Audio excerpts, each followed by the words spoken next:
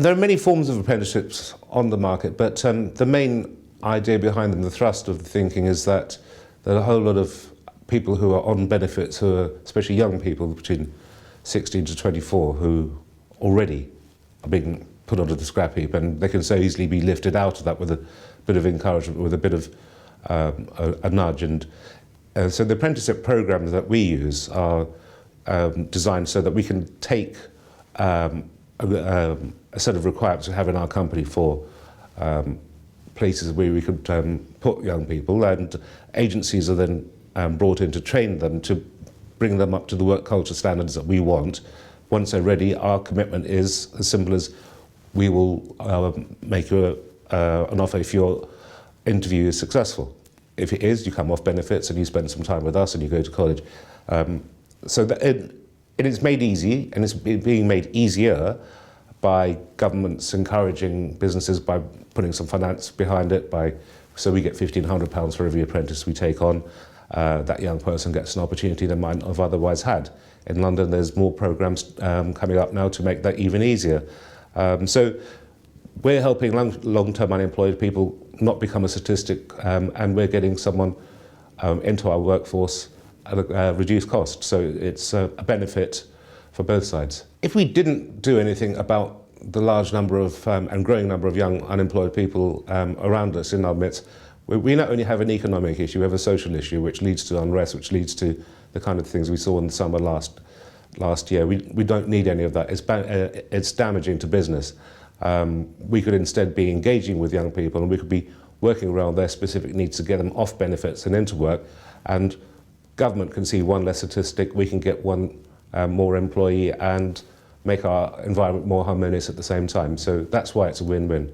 Well, the apprentice programme hasn't got off to a great start. I've written about it in the Director, that quite a few of the agencies that have been employed and people who are supposed to be acting on behalf of business often act on behalf of government more than doing on behalf of business. The government doesn't understand the language of business, and they contract out to agencies who they presume understand the language of business, and quite often they don't either.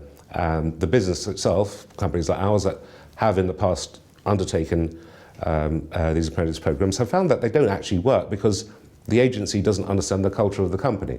They've learned from those mistakes, and better programs are coming all the time. There's a new biz initiative called the Employer Ownership Program, which is making a much more direct financial contribution back to the business, not in terms of cash, but in terms of tax incentives.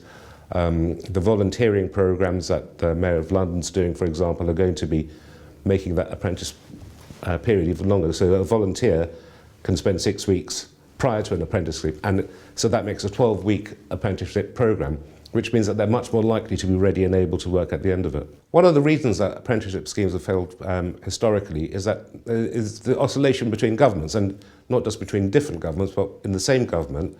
Different ministers come and go, different officials come and go, and they all have their own interpretations and spins and want to make changes because that's what politicians do.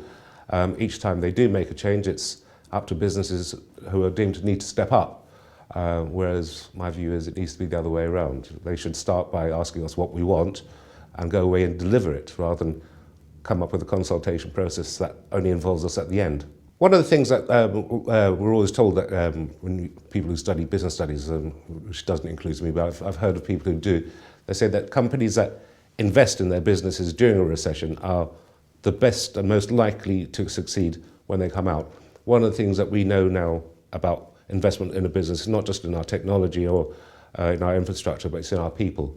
People, especially in the kind of sector that I'm in, hospitality, drive the business. So if we're investing in people now, when we get to a better place, we're going to have a better, more effective company to deal with the good times.